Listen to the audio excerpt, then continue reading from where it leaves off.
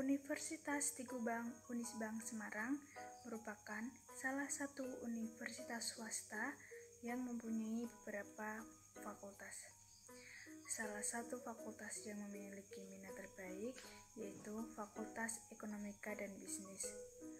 Fakultas Ekonomika dan Bisnis Tigubang Unisbank Semarang mempunyai beberapa program studi, yaitu ada program studi S1 Akuntansi dengan akreditasi A, kemudian ada S1 Manajemen dengan akreditasi A, ada program studi S2 Manajemen dengan akreditasi B, kemudian ada program studi Pendidikan Profesi Akuntansi atau PPAK dengan akreditasi B, dan program studi D3 Keuangan Perbankan dengan akreditasi A. Assalamualaikum warahmatullahi wabarakatuh. Perkenalkan, nama saya Elisa Risma Iswara dengan NIM 18055200078. Saya dari kelas B1 Akuntansi dengan mata kuliah Audit Investigatif yang diampu oleh dosen Bapak Arif Himawan Dwi Nugroho, SEAK MMCA CBA.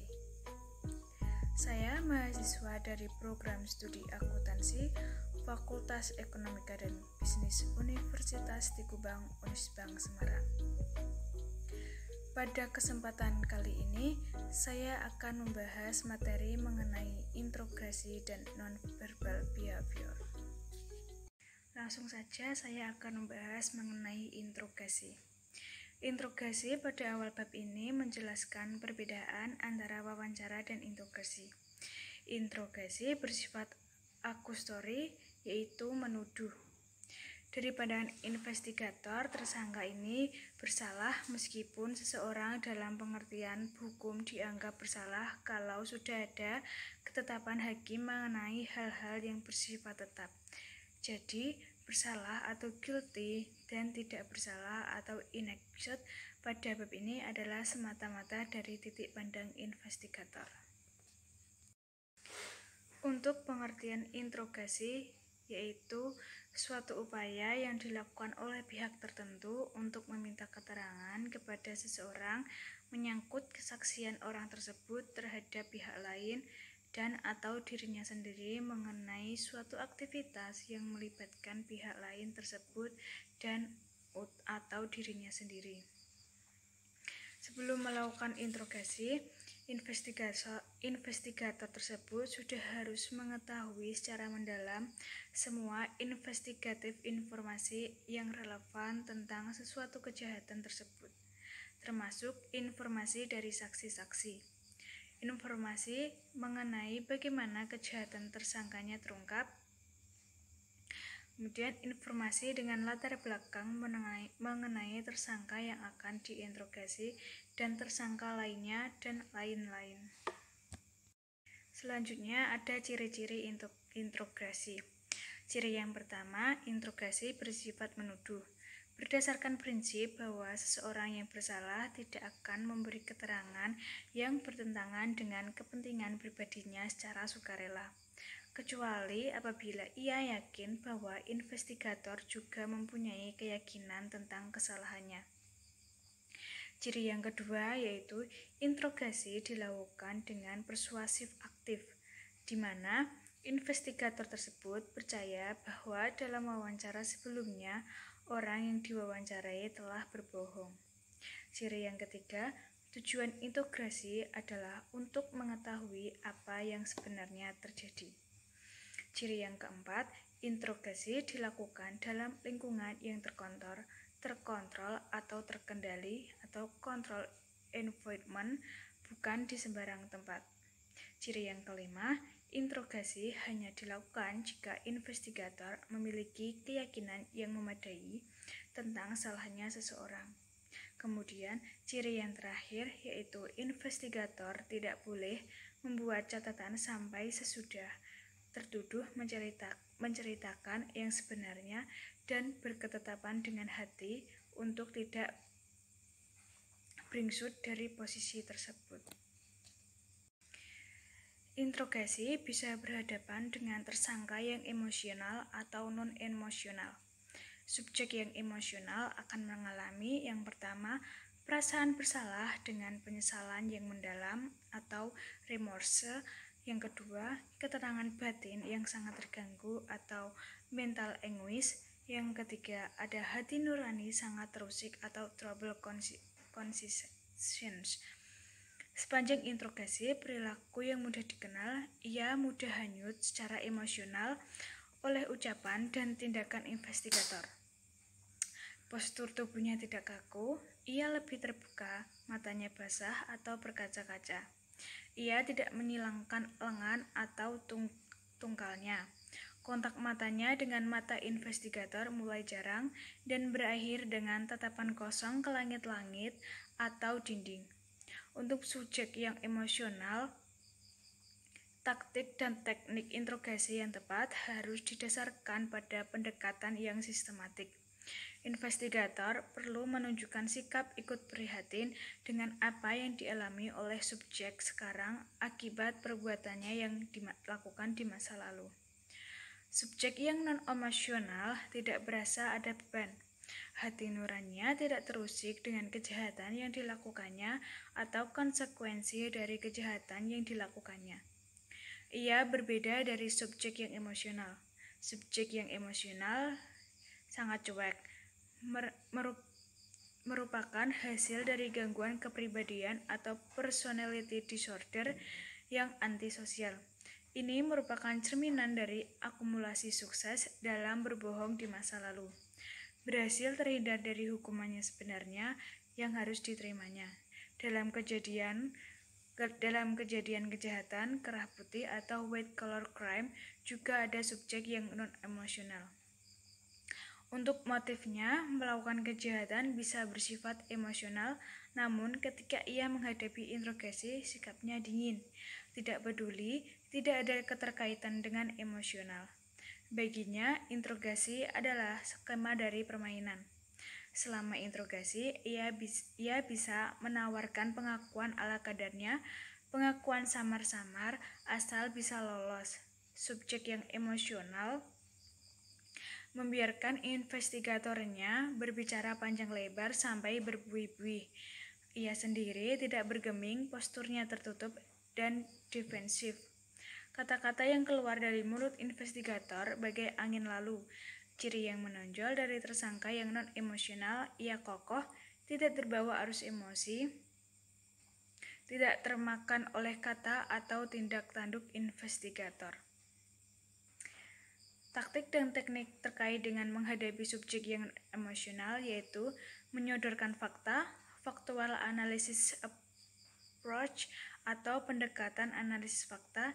Yang harus dibangkitkan adalah rasio atau nalarnya, bukan emosinya. Ia tidak tergerak secara emosional dan ia hanya bergerak dengan common sense dan reasoning. Semua tersangka memiliki unsur emosional sampai tingkat tertentu dan unsur non-emosional sampai tingkat tertentu juga. Materi yang selanjutnya yaitu mengenai langkah-langkah interogasi. Untuk langkah-langkah interogasi tersendiri itu ada 9 langkah. Langkah yang pertama yaitu direct positive confrontation, yang kedua interrogation time, yang ketiga heeding denials, yang keempat overcoming objection, yang kelima keeping the suspect attention, yang keenam handling the suspect passive mode, yang ketujuh ada presenting the alternative question, yang kedelapan ada bringing the suspect into the conversation, yang kesembilan ada the writing conversation. Sebelum memasuki langkah yang pertama dari interogasi, tersangka tersebut dipersilahkan duduk dalam ruang interogasi sekitar 5 menit. Tersangka yang bersalah cepat mereka-reka apa yang akan dinyatakan dan menjanggal di otaknya dengan jawaban-jawaban. Hal ini akan menimbulkan ketidaknyamanan. Semakin lama ia ditinggal sendiri, ia akan semakin ragu, bingung, dan membuyarkan upaya untuk berbohong. Beberapa tersangka yang berpikir begitu dalam dan khawatir dengan nasibnya sehingga mereka terpengaruh ketika investigator memasuki ruangan. Sorot matanya dan perilaku umum mengindikasi mereka mengharapkan kebohongan mereka cepat terungkap. Ada pertentangan batin antara keinginan yang berbohong untuk menutupi kesalahan terungkap. Ada batin antara keinginan berbohong untuk menutupi kesalahan dan harapan agar berbohong cepat terungkap sehingga terlepas dari beban yang berat. Sedangkan untuk tersangka yang tidak bersalah, umumnya akan melihat wajah investigator tanpa merasakan beban atau tekanan batin meskipun ia juga jengkel karena harus diinterogasi. Ia jengkel tetapi sorot matanya cerah dan perilaku umumnya sangat menguntungkannya. Karena itu, di mata investigator yang terlatih, itulah perilaku tidak bersalah. Langkah-langkah interogasi yang pertama yaitu direct atau positive confrontation. Pada awal interogasi, tersangka akan mengamati investigator secara berseksama. Ia akan melihat apakah investigator tersebut yakin bahwa ia bersalah. Tanpa ada keraguan, investigator akan langsung menembakkan sangkaannya secara langsung atau direct dan akan mengkonfrontasi secara tegas atau positive confrontation. Investigator selalu mengawali interogasinya dengan pernyataan yang mengesankan dan meyakinkan bahwa tersangka bersalah. Langkah selanjutnya, investigator tersebut akan duduk bersama dengan tersangka. Investigator berhenti sejenak, menempatkan folder dan berkas lain jauh dari tersangka. Menarik kursinya sekitar 1 meter dari kursi tersangka. Kegiatan investigator ini akan menciptakan suatu keheningan yang disengaja atau disebut behavior pause. Tujuan dari jeda perilaku ini adalah mengevaluasi tanggapan verbal dan nonverbal si tersangka tersebut. Direct positive confrontation. Tanggapan verbal dan nonverbal dalam jeda perilaku ini akan memberi yang pertama, petunjuk kepada investigator apakah tersangka bersalah atau tidak. Petunjuk yang kedua yaitu insight atau kemampuan untuk melihat dan mengerti secara tajam mengenai bagaimana investigator tersebut harus melanjutkan investigasinya. Untuk tersangka yang bersalah akan menghindari kontak mata dari investigator. Ini akan memungkinkannya menyiapkan jawaban verbal yang kemungkinan besar bukan jawaban sama sekali. Pada tahap ini, tersangka akan menunjukkan tanda-tanda bersalah seperti mengubah postur, menyilangkan tungkai, menyikat baju atau celana dengan jari tengah seolah-olah ingin membuang kotoran. Duduk terjebak di kursi atau bersandar jauh dari ke belakang seolah-olah berusaha menjauh dari investigator. Dan sebaliknya, untuk tersangka yang tidak bersalah akan menyodorkan tubuh ke depan, tangan menunjukkan perilaku yang digambarkan di atas, mukanya merah, matanya bertuju ke mata investigator. Ia mungkin akan mengucapkan kata-kata yang menunjukkan ia sedang marah tanpa tedang aling-aling. Tidak ada yang memendung kesalahannya atas tuduhan yang didengarkannya. Ada tersangka yang sama sekali kaget dan tidak bisa percaya tentang apa yang didengarnya dan sejenak menggeleng-gelengkan kepala menunjukkan ketidakpercayaannya. Selanjutnya akan diikuti dengan sanggahan yang tulus, sopan, bahkan tegas dan bertubi-tubi tanpa melepas kontak mata. Tersangka yang tidak bersalah akan tersinggung berat dengan tuduhan yang dialamatkan kepadanya dan berupaya keras untuk menghentikan tuduhan itu. Tersangka yang bersalah biasanya akan pasif, tatapan matanya melemas, jawabannya nyaris tidak terdengar, atau ia menanyakan sesuatu dengan penuh keraguan dan tidak jelas.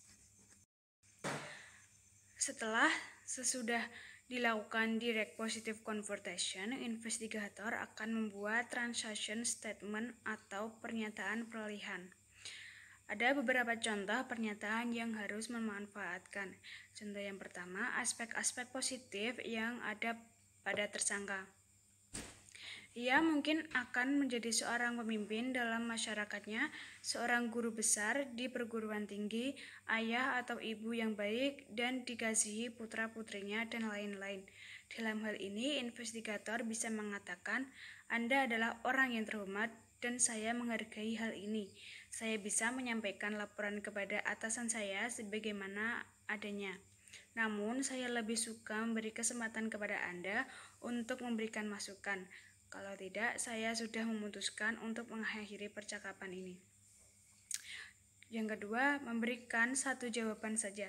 Subjek sebelumnya sudah memberikan pembenaran atau justification atas perbuatannya. Inilah yang ingin diangkat oleh investigator. Tulis seperti telah saja ditegaskan, tidak ada keraguan bahwa Anda yang melakukan hal ini. Alasan mengenai seseorang melakukan hal ini seringkali jauh dari penting dari perbuatan sendiri.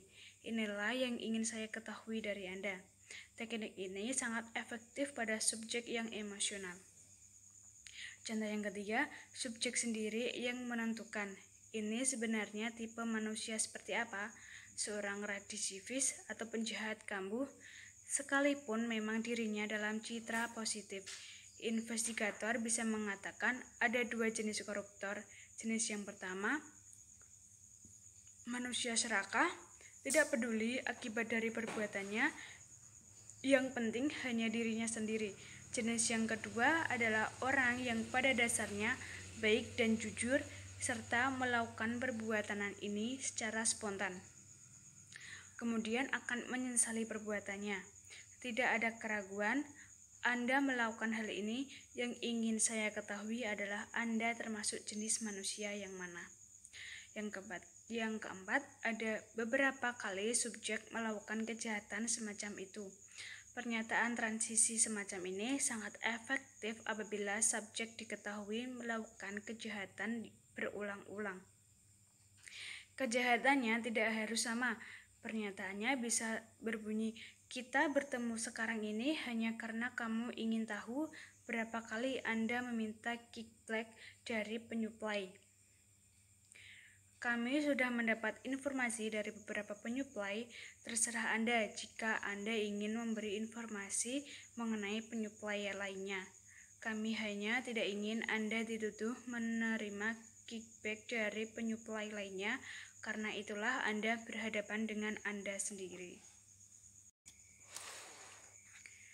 Langkah interogasi yang kedua yaitu interrogation time.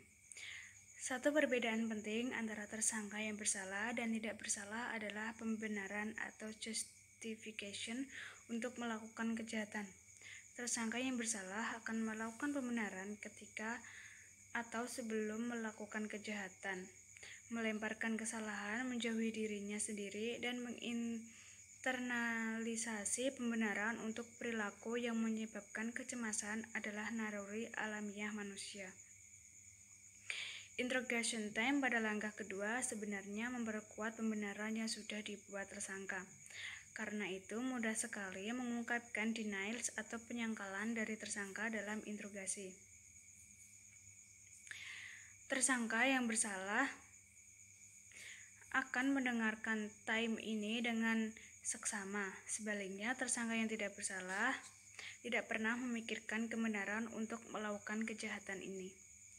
Tersangka yang bersalah sudah membuat atau mencari pembenaran sebelum atau ketika ia akan melakukan kejahatan. Pertanyaan investigator yang berisi tema tertentu atau interrogation time langsung ditangkap tersangka yang bersalah. Tema-tema itu bisa berupa keadaan keuangan terdesak, manusia lain, atau keadaan sebagai kambing hitam. Semua orang juga berbuat begitu, dan lain-lain. Untuk tersangka yang tidak bersalah, tersangka tidak akan membuat justification atau pembenaran apapun. Bagi dia, tema-tema yang ditawarkan investigator tidak merupakan umpan baginya. Bayangkan kalau Anda tidak bersalah dan interrogator mengajukan pertanyaan-pertanyaan Anda mungkin akan menggeleng-geleng kepala, bertanya kepada diri sendiri, apa sih yang ditanyakan? Seperti seorang yang semalam belajar matematika untuk keesokan paginya, dan ketika kertas ujian dibagikan, ia menerima soal ujian akuntansi. Dari pernyataan di atas, kita bisa membayangkan betapa perbedaan perilaku verbal dan paralinguistik dan non-verbal yang ditujukan oleh tersangka yang bersalah dan tidak bersalah. Untuk tersangka yang mendengarkan dengan penuh perhatian, pertanyaan yang berisi tema-tema merupakan moral excuse baginya, dan ia akan mulai mempertimbangkan dan mendiskusikannya walaupun sesaat jelas. Reaksi ini akan mencerminkan ia bersalah. Sebaliknya, jika tersangka bengong dengan pertanyaan investigator atau bahkan tersinggung berat, itu indikasi bahwa ia tidak bersalah. Jika tersangka terus berputar-putar dengan sanggahannya, investigator harus meluangkan waktu yang lebih banyak. Hal ini biasanya terjadi karena investigator mengemukakan bukti-bukti yang diperolehnya sejak dini, sehingga tersangka dapat menilai kuat atau lemahnya bukti-bukti itu. Kalau ia tahu bukti-bukti itu sangat kuat, ia akan bersikap, silahkan tuntut daku. Kalau bukti-bukti itu sekedar petunjuk, tersangka akan menghitung-hitung kelemahan bukti itu. Kalau ia yakin investigator dapat memanfaatkan bukti petunjuk itu, hilanglah rasa cemasnya. Pengungkapan bukti-bukti yang terlalu dini juga mengurangi kemampuan investigator untuk mengembangkan interrogation time. Kalau investigator sudah menunjukkan tanda-tanda akan mengakui kesalahannya, investigator hendaknya tidak membuang-buang waktu untuk pertanyaan-pertanyaan yang berisi interrogation time. Investigator sudah bisa memasuki langkah ke-7. Langkah interogasi yang ketiga yaitu ada heedling denials. Bagi investigator tidak mudah mendapatkan pengakuan dari tersangka. Tersangka yang bersalah dan yang tidak bersalah akan memberikan penyangkalan atau denials. Penyangkalan dapat dilakukan secara verbal seperti tidak, aku tidak melakukannya, atau dalam bentuk nonverbal seperti menggelengkan kepala. Subjek menyangkal sebagai tanggapan atau tuduhan. Penyangkalan pada dasarnya adalah pernyataan bahwa tuduhan itu palsu, tidak benar, keliru, salah alamat, dan seterusnya. Tahap penyangkalan merupakan tahap yang sangat menentukan. Kalau penyangkalan tidak ditangani dengan keahlian dan pengalaman, seluruh langkah berikutnya akan sia-sia. Karena itu, tujuan utama dalam langkah 3 adalah menyangka tersangka meluncurkan penyangkalan yang tidak perlu dan sebenarnya hanya akan mengganggu perhatiannya dari tema interogasi dan upaya investigator selanjutnya untuk mengungkapkan kebenaran. Kemudian, ada suatu kenyataan hidup yang merupakan bagian alamiah manusia, yaitu semakin sering tersangka yang bersalah memberikan penyangkalan, semakin berkurang kemungkinannya ia akan menyatakan kebenaran. Kenyataan ini sebenarnya bukan saja penting untuk langkah ketiga dan selanjutnya, tetapi juga untuk langkah-langkah sebelumnya. Seseorang tersangka yang menyangkal berbuat kejahatan dan menceritakan penyangkalannya kepada anak istri, teman, saudara, guru spiritual, dan lain-lain akan sulit untuk menceritakan kebenaran ketimbang tersangka yang belum pernah menyangkal perbuatannya. Langkah-langkah interogasi yang keempat yaitu overcoming object. Dalam langkah ini, investigator akan berupaya mengatasi benteng perubahan kedua dari si tersangka. Benteng pertahanan pertamanya adalah penyangkalan atau denials. Benteng pertahanan yang kedua adalah keberatan atau objection. Tersangka yang melihat kesia-siaan dalam upaya menyangkal akan mengubah taktiknya dengan mengajukan keberatan. Dengan perubahan taktik ini, tersangka akan mengharapkan dapat mengambil alih kendali percakapan sehingga melemahkan keyakinan investigator bahwa ia memang bersalah. Perubahan taktik ini umumnya berupa pengajuan alasan tuduhan yang dikemukakan investigator itu bersalah, namun tersangka belum memberikan bukti-bukti bahwa ia tidak bersalah. Tersangka tetap akan mengajukannya dengan harapan akan memperkuat penyangkalannya. Pertanyaan-pertanyaan tersangka seperti itu disebut objection atau keberatan. Denials atau penyangkalan adalah strategi pertahanan yang alamiah dan digunakan oleh orang yang bersalah dan tidak bersalah. Sementara itu, objection atau keberatan adalah strategi menyangkal atau offensive strategi. Strategi menyerang ini hampir selalu hanya digunakan oleh tersangka yang bersalah. Pada interogasi pada langkah 4 ini akan memanfaatkan kebenaran-kebenaran yang diajukan tersangka untuk meyakinkannya menceritakan yang sebenarnya. Keberatan objection yang diajukan tersangka akan dirumuskan dalam bentuk alasan ekonomi, agama, jabatan, dan moral mengapa ia tidak akan melakukan apa yang disangkakannya kepadanya. Pada langkah keempat, overcoming objection ini terdiri atas yang pertama, mengenali keberatan atau recognizing the objection. Yang kedua, ada menghargai keberatan atau rewarding the objection. Yang ketiga, ada membalikkan keberatan, yaitu turning the objection around. Overcoming objection pada langkah mengenali keberatan atau recognizing the objection. Keberatan terkadang dapat dikenali dengan mudah, misalnya dalam kasus fraud yang melibatkan petugas atau pejabat bank. Investigator akan sering mendengarkan, simpanan saya di bank banyak sekali. Mengapa saya harus melakukan hal seperti itu? Atau kalau mau saya tinggal minta papi, seolah-olah hanya orang miskin yang dapat melakukan fraud di bank. Tersangka juga dapat menggunakan kalimat pengantar sebagai berikut. Pertama, tidak mungkin aku melakukan hal itu.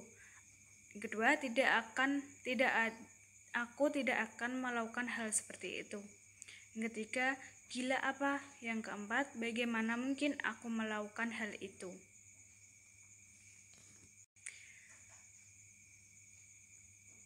Yang kedua, ada menghargai keberatan atau rewarding the objection. Istilah menghargai keberatan bermakna investigator tidak menolak keberatan yang diajukan tersangka. Investigator harus bersikap seolah-olah ia memang sedang menunggu-nunggu tersangka mengajukan keberatan. Tidak boleh ada kesan investigator terusik atau tersinggung jika tersangka menyampaikan keberatan. Langkah yang ketiga, membalikkan keberatan atau turning the objection. Investigator harus memanfaatkan keberatan yang diajukan tersangka, kemudian membalikkan keberatan itu ke dalam tema investigasi. Itulah sebabnya istilah yang dipakai sebelumnya adalah rewarding the objection. Investigator harus memberikan hadiah atau reward kepada tersangka. Ia justru mendorong tersangka mengemukakan keberatan karena keberatan itu merupakan pintu kembali ke tema. Langkah interogasi yang kelima yaitu keeping the suspect attention. Tersangka umumnya tidak akan tinggal diam dalam bersantai-santai. Ia ingin mendominasi percakapan atau memegang kendali dan mengatur dialog yang akan ia menyangkal. Langkah ketiga, atau mengajukan keberatan untuk langkah keempat. Apabila investigator berhasil menghentikan penyangkalannya dan membalikkan keberatan tersangka, maka tinggal satu strategi lagi yang bisa digunakan tersangka. Tersangka dapat meninggalkan ruang interogasi atau secara psikologis menutup diri atau withdraw dengan mengabaikan semua tema yang diajukan investigator. Kita mungkin pernah mengalami situasi seperti ini. Sebagai mahasiswa, kita bosan dengan kuliah, atau sebagai peserta seminar, kita letih mendengar urusan pembicaraan. Pikiran kita melayang-layang entah kemana. Kita menarik diri dari kuliah dan presentasi percamahan. Hal ini kita lakukan saat menghadapi pejabat dan menceramahi kita dengan retorika yang sudah kita dengar berulang kali atau kita withdraw. Tersangka yang sudah kehilangan percaya diri atau ketangguhannya untuk terus mengemukakan ketidakbersalahannya, ia sampai di satu titik di mana membiarkan investigator berbicara apapun, ia berdiam diri dan investigator menjadi pembicara tunggal. Dialog berubah menjadi monolog. Pikirannya mungkin tergeser dan konsekuensi dari perbuatannya. Bayang-bayang bahwa ia dan keluarganya harus menanggung malu. Ia diajukan ke meja hijau dan siapa tahu ia barangkali harus mendekam di penjara. Suara investigator seperti musik di latar belakang terdengar tidak didengarkan. Dalam tahap ini, kedekatan fisik, jarak kursi investigator dan tersangka, serta kontak mata sangat penting. Perilaku verbal dari investigator juga sangat menentukan dalam mempertahankan momentum ini. Kedekatan secara fisik akan mendekatkan tersangka secara psikologis kepada investigatornya. Investigator harus mendekati tersangka secara hati-hati, psikologis kepada investigatornya, dan bukan dengan menarik kursi secara mendadak dan menimbulkan bunyi yang keras. Investigator berupaya melibatkan kembali tersangka ke dalam percakapan. Salah satu caranya adalah membuat pernyataan yang bersifat hipotesis dan membujuk tersangka untuk menjawabnya. Langkah-langkah interogasi yang keenam yaitu heedling the suspect passive mood. Pada akhir langkah 5, investigator seharusnya berhasil menjalin hubungan yang baik dengan tersangka. Hubungan yang baik dalam hal ini berarti tersangka percaya bahwa investigator jujur. Investigator akan berusaha keras mencari kebenaran. Ia bersedia membantu tersangka untuk mengungkapkan kebenarannya. Dalam hal Inggris, hubungan ini dinamakan rapport. Pada tahap ini, tersangka akan menyadari bahwa kebohongannya tidak menghasilkan keinginannya tadi, karena itu sekarang ia lebih bersedia mendengarkannya. Ia menunjukkan sikap kalah, kepala tertunduk, bahu menurun, kaki lemas, mata berkaca-kaca. Mentalnya berada pada titik terendah. Investigator mulai mengarah pada suatu pokok tertentu dari tema yang dikembangkan.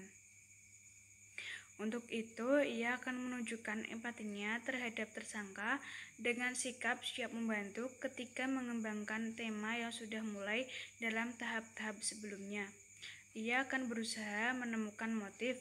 Investigator mengajukan berbagai alasan untuk menjelaskan motif dari perbuatan tersangka sambil mengamati perilaku tersangka untuk menentukan alasan yang diterima dan yang ditolak. Ketika tersangka menunjukkan tanda-tanda memasuki passive mood, investigator berusaha mendekatkan kursinya dan melanjutkan dengan mencari motif tersebut.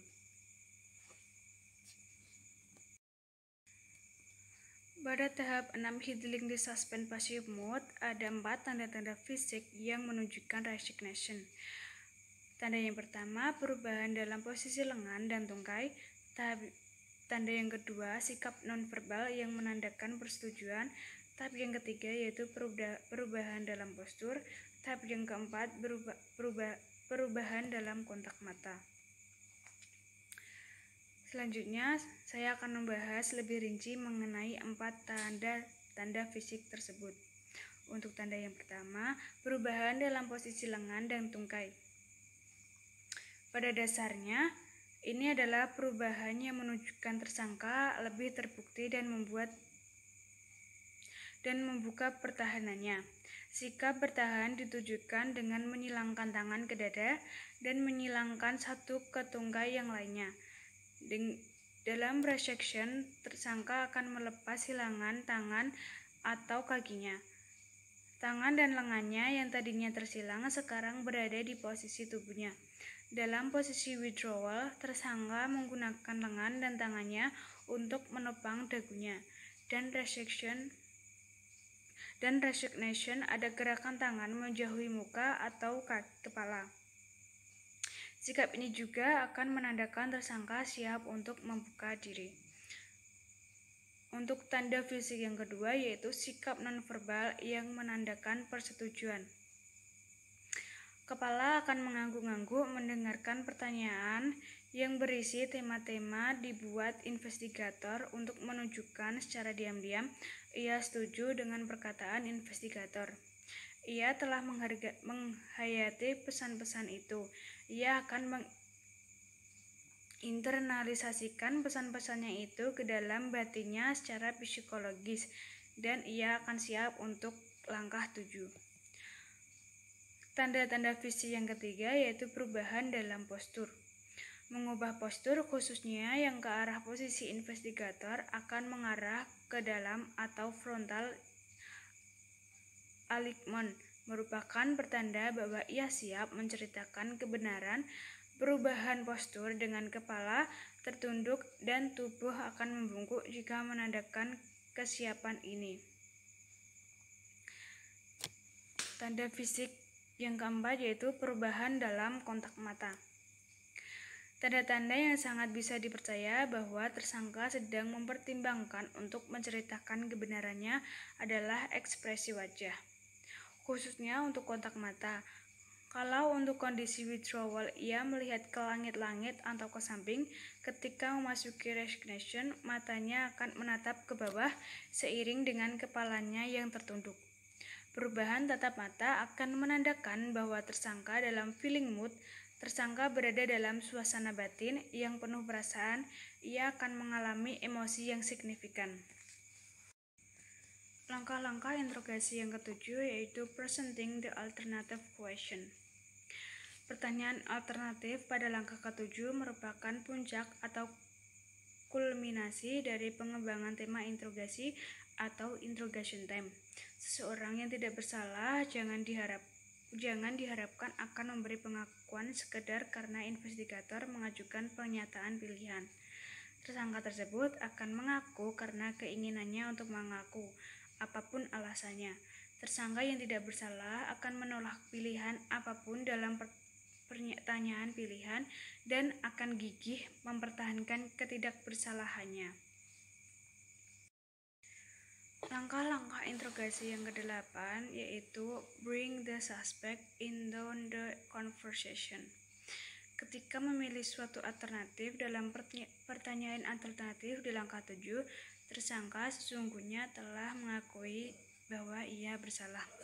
Pada langkah 8 ini, tersangka akan diarahkan untuk menceritakan perincian dari perbuatannya yang pada akhirnya akan dirumuskan menjadi pengakuan yang bisa diterima sebagai bukti hukum.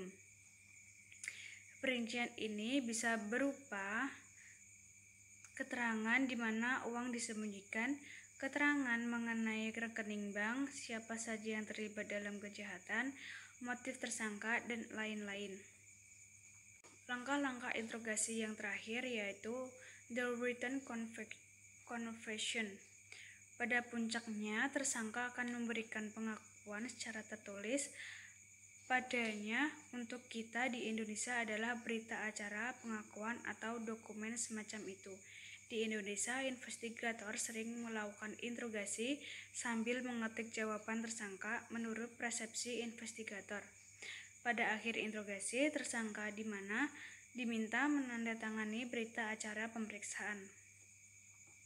Kelemahan dari cara ini adalah pengakuan tertulis tidak menggunakan atau tidak sepenuhnya menggunakan kata-kata, kalimat, atau bahan tersangka.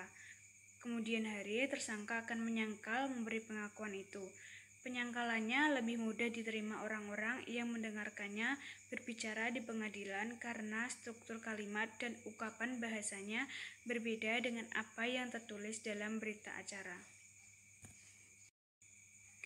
Selanjutnya, saya akan membahas tentang materi nonverbal behavior. Perilaku nonverbal cukup rumit untuk dievaluasi. Sering menimbulkan interpretasi yang keliru dan evaluasinya harus dilakukan dengan konteks isi atau substansi verbal yang disampaikan pembicara atau subjek. Untuk perilaku nonverbal yang akan dibahas di sini yaitu 1. Postur, 2. Gerak tangan, yang ketiga gerak kaki, dan yang keempat mimik muka dan mata. Untuk lebih rinci lagi, saya akan membahas dari keempat perilaku nonverbal tersebut. Perilaku dari nonverbal behavior yang pertama yaitu postur. Postur atau sikap ketika diwawancarai akan mengungkapkan keterlibatan emosionalnya, rasa percaya diri, minat, apakah ada hasrat berpikiran melayang atau kemana, atau cuek habis-habisan. Subjek yang jujur akan mempertahankan keterlibatan emosional, minat, dan percaya diri yang tinggi dalam menyampaikan pernyataannya.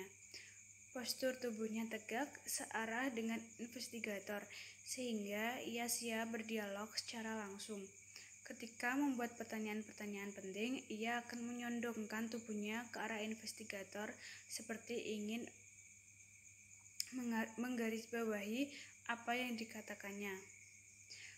Kalaupun ia menyilangkan kaki dan meletakkan satu tungkai di atas tungkainya yang lain, hal ini dilakukan dengan santai dan nyaman. Kemudian subjek yang berbohong akan terlihat dari gerak lamban seakan tidak berjiwa, berjerama dalam kursinya. Istilah bahasa Inggrisnya yaitu slouch. Meskipun berada di ruang wawancara, ia terkesan berada di tempat lain dan jauh di sana dan tampak tidak berminat dengan wawancara. Nonverbal behavior yang kedua yaitu gerak tangan atau gestur. Sebagai tanggapan atas pernyataan investigator, subjek dapat melakukan 3 jenis gerakan tangan. Yang pertama, tidak ada gerakan tangan sama sekali. Ini merupakan tanda bahwa ia tidak mempunyai percaya diri terhadap jawaban yang diberikan. Yang kedua, tangan akan menjauh dari tubuh seperti orang berpidato atau guru yang sedang mengajar. Ini merupakan perilaku menjelaskan atau illustrating behavior. Yang ketiga yaitu tangan mengarah pada bagian tubuh. Ini merupakan perilaku penyesuaian yaitu adaptor behavior. Adaptor behavior dapat dibagi dalam kategori grooming gesture, gerak mempersolek atau merapikan diri, personal gesture atau gerak yang bersifat pribadi, dan protective gesture atau gerak melindungi atau berlindung, atau supporting gesture, gerak mendukung atau menopang. Contoh dari grooming gesture yaitu menyisir atau membetulkan letak rambut, menggosok-gosok atau mengebas-ngebas baju atau celana seperti akan membuang kotoran, pasir atau debu, mengambil sesuatu dari lengan baju seolah-olah ada lalat mati atau kumbang yang bertengkar, memeriksa kuku, merapikan dasi atau kaos kaki, dan lain-lain. Gerakan-gerakan ini tidak mempunyai makna atau relevansi. Maknanya baru ada kalau dikaitkan dengan verbal response-nya, dengan apa yang diucapkannya. Para pelawak memanfaatkan gerakan ini ketika mengucapkan sesuatu, sembari memelintir kumis palsu, membentuk dasi, dan gerakan lain. Kemudian gerakan dan ucapan menimbulkannya bayangan adegan lawak di mana karyawan ketenangan mengosipkannya atasan, kemudian ia membetulkan baju, kaos kaki, dan celananya. Untuk personal gesture disebut personal karena ini gerakan lazimnya berkaitan dengan pemenuhan kebutuhan pribadi atau personal seperti menggaruk tangan, daun telinga, lubang telinga, dan lain-lain. Namun kali ini tanpa ada rasa gatal. Orang yang menggosok-gosok tanya biasanya karena rasa dingin, tapi kali ini tidak ada kebutuhan akan hal itu. Dalam positive atau supporting gesture, tangan akan mengarah atau membuat kontak dengan muka. Misalnya, tangan diletakkan di pipi untuk mendukung atau menopang kepala. Gerakan ini akan mencerminkan keterlaparasan emosional atau emotional. Selanjutnya, perilaku nonverbal gerak kaki. Ketika subjek menyilangkan satu tungkainya pada yang lain, ia mungkin akan menghentakkan satu kakinya ke tanah. Kalau hal ini sering dilakukan, ini tandanya kecemasan. Ini tidak usah berarti bahwa subjek berbohong, namun perubahan dalam hentakan kaki, misalnya dalam hal memulai atau mengakhiri gerakan secara mendadak, Sering dengan jawaban suatu pertanyaan bisa merupakan indikasi subjek sedang berbohong. Ia berlangsung 1 atau 2 detik, kemudian ia kembali ke gerak kaki normal. Gerak kaki juga bisa mengubah postur duduk si subjek dengan menempelkan kaki dan mendorong punggung ke sandaran kursi. Bisa juga disertai kursi berpijak pada 2 kaki belakangnya. Ini adalah sikap yang menunjukkan subjek berbohong. Sikap yang dilakukannya sesaat sebelum atau selama menjawab suatu pertanyaan. Perilaku nonverbal yang terakhir yaitu mimik muka dan kontak mata. Berbagai ekspresi atau mimik muka disebabkan oleh subjek yang khawatir bahwa kebohongannya akan terungkap. Ketidakpastian apakah ia berhasil menutup-nutupi kebohongannya atau mungkin kesadarannya bahwa kebohongannya sudah terungkap sehingga ia siap mengakui kesalahannya. Kenyataan bahwa ekspresi mukanya berubah sebenarnya sudah merupakan indikasi bahwa subjek berbohong. Sebaliknya, tidak adanya perubahan mengindikasi subjek itu jujur. Kontak mata antara subjek dan investigator merupakan salah satu perilaku non-behavior yang sangat penting untuk dievaluasi. Dalam budaya barat, kontak mata secara timbal balik menandakan keterbukaan, jujur apa adanya, dan trust. Subjek yang berbohong tidak berani atau enggan menatap mata investigator. Ia akan menundukkan kepala, melihat lantai, mengalihkan matanya ke samping seperti melirik atau ke langit-langit ruangan. Subjek berkurang kecemasannya jika tidak memandang investigator. Subjek bahkan menandang investigator seperti menatap lama. Manusia bermasyarakat mempunyai ukuran tatapan mata lama dan sekilas.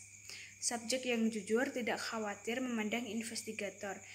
Ada 5 pedoman yang harus diperhatikan ketika menilai kontak mata untuk menentukan apakah subjek berbohong atau jujur. Yang pertama, investigator